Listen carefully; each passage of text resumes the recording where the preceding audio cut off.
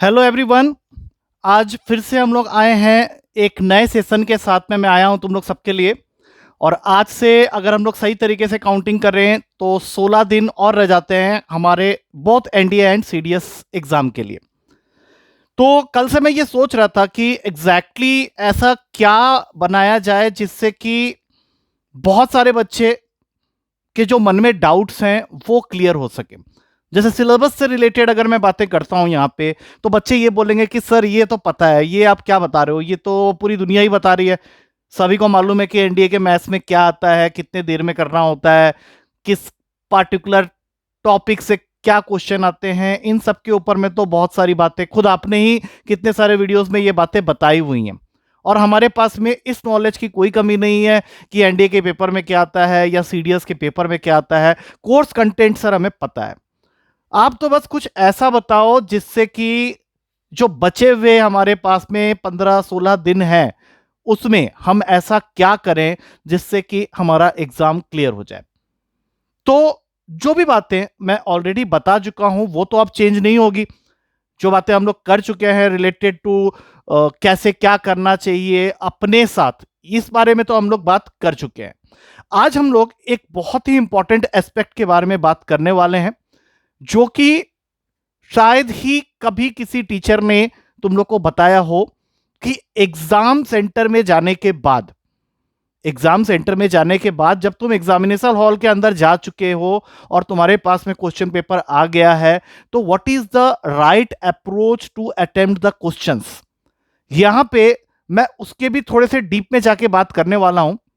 जब हमारे पास में एक क्वेश्चन आता है विथ 4 ऑप्शंस, तो वो क्या तरीका होता है जिससे कि हम अपनी गलती को मिनिमम कर सकते हैं।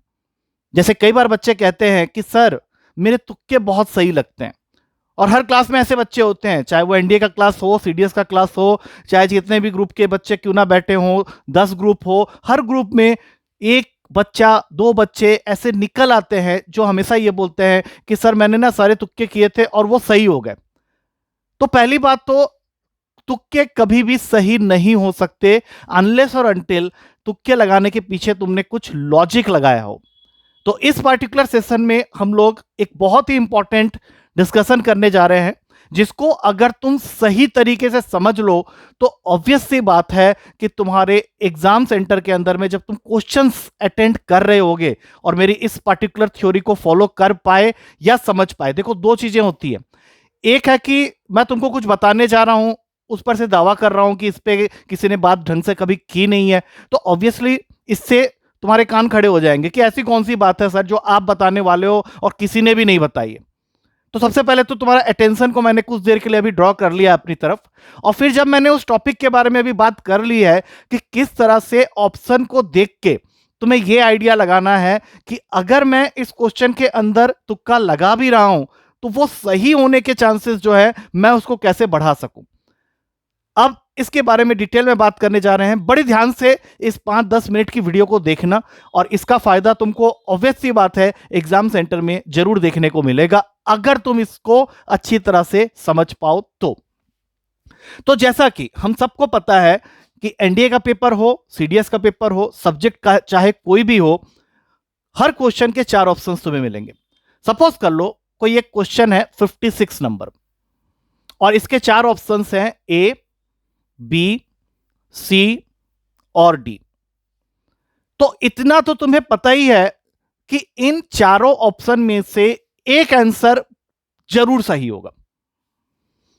इसका मतलब है कि अगर तुम इस क्वेश्चन के अंदर बिना कुछ सोचे समझे तुक्का मारते हो तो तुम्हारे सही होने की जो प्रोबेबिलिटी है वो 1/4 है, लेकिन जो गलत होने की प्रोबेबिलिटी है वो 3/4 है।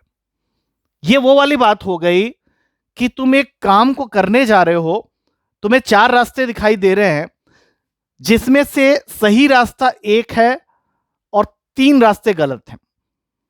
अब मैं तुम्हें आंख में पट्टी बांध के बोलता हूं कि तुम सही रास्ते में निकल जाओ, तो इसके चांसेस क्या हैं कि तुम सही रास्ते में जाओगे?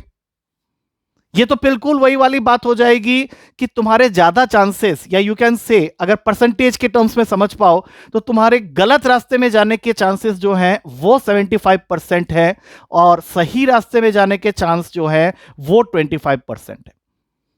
इसको इस तरह से और समझ सकते हो कि सपोज करो तुम फ्यूचर में कोई बिजनेस करने जा रहे हो और तुम्हें कहा जाता है कि यार इस बिजनेस को चलाने के लिए तुझे बैंक से 5 लाख रुपए लेने पड़ेंगे।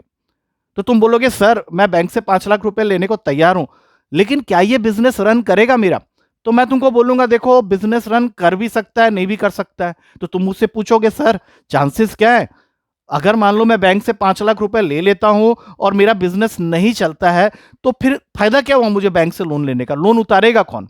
तो सीधी सी बात है कि अगर मैं तुमको ये बोलूं कि देख भाई तेरे चांसेस बिजनेस को सही तरीके से चलाने के सिर्फ 25% है, लेकिन उसके फेल होने के चांसेस 75% है, तो मेरे ख्याल से तुम बैंक से लोन नहीं उठाने वाले हो। तुम बैंक से लोन कब उठाओगे के तैयार हो जाओगे? जब तुम्हें मैं ये बोलूं कि तुम्हारे बिजनेस के चलने के चांसेस 75% है, लेकिन ना चलने के चांसेस 25% है। अगर तुम इस बात को थोड़ा सा भी समझ पा रहे हो तभी जाके तुम इस कंसेप्ट को समझ पाओगे, जहां पे अगर हम लोग क्वेश्चन के बारे में कुछ भी नहीं जानते हैं तो किस तरीके से सही आंसर तक पहुंचने की हमारी प्रोबेबिलिटी, या हमारे क्वेश्चन के तुक्का मारने के बाद भी सही होने की चांसेस बढ़ सकते हैं। तो इसके लिए कुछ स्टेप्स को फॉलो करना बहुत जरूरी है, और उसमें सबसे पहला स्टेप यह होता है कि कभी भी कोई ऐसे क्वेश्चन के ऊपर तुम तुक्का मारो ही नहीं जिसके बारे में तुम्हें कोई नॉलेज ही नहीं है। तो प्रीवियस एग्जांपल जो मैंने लिया था वहां पे मैं ये मान के चल रहा था कि तुम्हें क्वेश्चन के बारे में कुछ भी नहीं पता और तुम्हारे पास में 4 ऑप्शंस हैं ए बी सी डी, तो मेरे हिसाब से तुम्हें इस क्वेश्चन को बिल्कुल ही स्किप कर देना चाहिए। माने तुम भूल जाओ कि तुमने एक क्वेश्चन को आंसर मार दिया है बिना कुछ सोचे समझे और वो क्वेश्चन का आंसर तुम्हारा सही होने वाला है, ऐसा कभी नहीं होगा। और अगर ऐसा तुम सारे क्वेश्चन के साथ कर गए तो सोच के देखो 120 के 120 क्वेश्चन में अगर तुमने इस तरह से तुक्का मार दिया है, तो अगर मैं तुम्हें सबसे सेफर साइड में भी लेके चलूं तो तुम्हारे सही क्वेश्चंस जो होंगे वो 30 होंगे, लेकिन जो गलत होंगे वो 90 होंगे। इसका मतलब है 30 के तुम्हें मार्क्स मिलेंगे और 90 के डिडक्शन होंगे, तो तुम्हारा स्कोर जो है वो नेगेटिव की तरफ ऑटोमेटिकली भाग जाएगा। तो कोई भी ऐसा क्वेश्चन पेपर में जहां पे तुम्हें पता है कि तुम्हें क्वेश्चन का एबीसीडी भी नहीं पता, तुम्हें क्वेश्चन के बारे में बिल्कुल भी नहीं पता, वैसे क्वेश्चन को तुम्हें छोड़ने में ही भलाई है। तो पहला स्टेप ये, तुक्का मारने से पहले ये जान लो कि अगर तुम्हें क्वेश्चन के बारे में कोई नॉलेज नहीं है तो वो क्वेश्चन तुम छोड़ ही दो, क्योंकि अगर तुमने उसको हाथ लगा दिया तो नेगेटिव मार्किंग तुम्हारी पक्की है। तो तुम बोलोगे सर फिर ये वीडियो के 3-4 मिनट तो आपने बर्बाद कर दिए, आप सिखाओगे क्या हमें? तो अब मेरी बात ध्यान से सुनो, ये उन लोगों के लिए वैलिड है, पहली बात, जो थोड़ा सा पढ़ के जा रहे हैं। अब सपोज कर लो मैं एक क्वेश्चन लेता हूं 75 नंबर क्वेश्चन, और इस 75 नंबर क्वेश्चन के अंदर तुम्हारे पास में एबीसीडी 4 ऑप्शन है और तुम्हें 100% यकीन हो चुका है कि बी आंसर इसका कभी भी सही नहीं हो सकता। अब मैं यहां टॉपिक का नाम नहीं लूंगा, टॉपिक कुछ भी हो सकता है, लेकिन तुमको अच्छी तरह से पता है कि इन चारों ऑप्शन में से बी ऑप्शन नहीं हो सकता। तब तुम इस क्वेश्चन के बारे में सोच सकते हो कि क्या मुझे ये क्वेश्चन को अटेम्प्ट करने की जरूरत है। तो वहां पे तुम्हारा एक सिक्स्थ सेंस होगा जो तुम्हें बोलेगा खुद ही कि हाँ भाई इस क्वेश्चन के अंदर हम जा सकते हैं, क्योंकि मुझे ये पता चल गया है कि एक आंसर डेफिनेटली गलत है। लेकिन अभी भी तुम्हारे चांसेस कितने हैं सही होने के? तो 3 में से एक आंसर तुम्हारा सही होगा, इसका मतलब है अभी थोड़ी सी प्रोबेबिलिटी ज्यादा हो गई है, मतलब अब 1/3 चांसेस है। जो पहले 1/4 था, मतलब 25% चांस था, अब वो बढ़ के हो गया है 33%, क्योंकि तुम 100% श्योर हो चुके हो कि बी ऑप्शन इसका आंसर नहीं हो सकता है। लेकिन अभी भी मैं ये कहूंगा कि 33% पे तुम रिस्क नहीं ले सकते हो। 33% होता है डेड जोन। ये वो एरिया होता है जहां पे मैं तुमको ये बोलने की कोशिश कर रहा हूं कि 5 लाख रुपए तुमने बैंक से उठा तो लिए और बिजनेस में लगा दिए, लेकिन अभी भी तुम्हारा बिजनेस सही तरीके से चलेगा इसकी प्रोबेबिलिटी है 33%, और नहीं चलेगा इसकी 66-67% है। तो तुम यहां पे फंस जाओगे, फिर से तुम फंस जाओगे। तुम ये सोचोगे कि यार एक ऑप्शन को गलत करने से तो कोई फायदा हो नहीं रहा है, क्योंकि अभी भी मैं सुरक्षा चक्र के नीचे ही चल रहा हूं, और क्या पता मैं ए, सी और डी में से किसी को भी टिक मार दूं और वो गलत हो जाए। तो अब यहां पे तुम्हें क्या करना है, फिर से अपने आप से पूछना है कि क्या तुम्हारे पास में कोई स्कोप है जिससे कि तुम ये साबित कर सको कि ए, सी और डी में से एक आंसर ऐसा और निकल आए जिसको तुम 100% कह सको कि वो गलत आंसर है। वहां पे तुम्हें 30 सेकेंड्स का टाइम लेना है, सोचना है।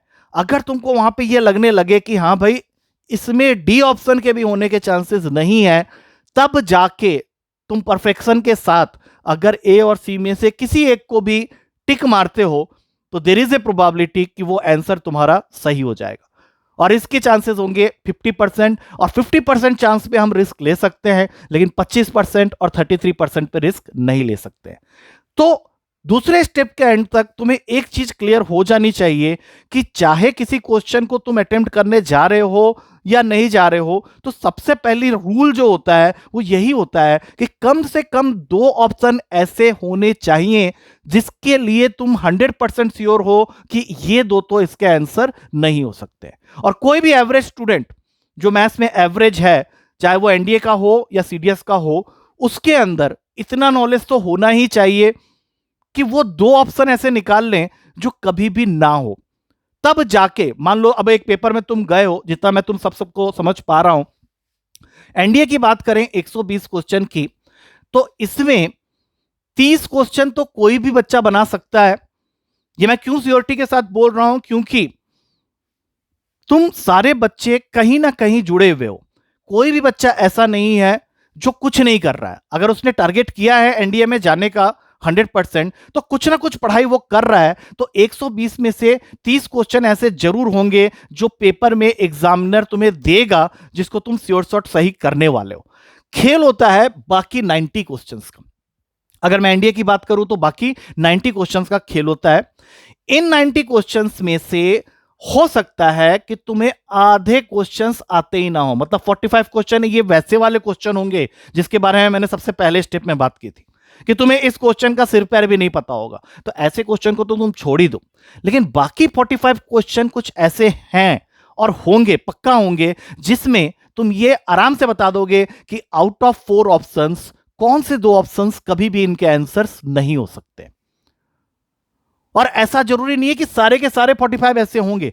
उन 45 में से कम 20 क्वेश्चन ऐसे और निकलेंगे जिसको जब तुम वहां करने जाओगे तो वो तुम्हारे बन जाएंगे 100%। वहां पे तुम्हें ये 50-50 वाली थ्योरी भी लगाने की जरूरत नहीं पड़ेगी। तो अब बचते हैं तुम्हारे 22 से 23 क्वेश्चन, जिसके लिए मैं तुम्हें एडवाइस करूंगा कि तुक्का मारने से पहले कोशिश करना कि इन 22 से 23, चलो इसको मैं 25 कर देता हूं, इन 25 क्वेश्चन के अंदर कम से कम 2 ऑप्शंस ऐसे जरूर निकाल के रखो जहां तुम्हें लगे कि यार ये आंसर तो हो ही नहीं सकता। तब जाके तुक्का मारने का फायदा है, तब जाके तुक्का मारने का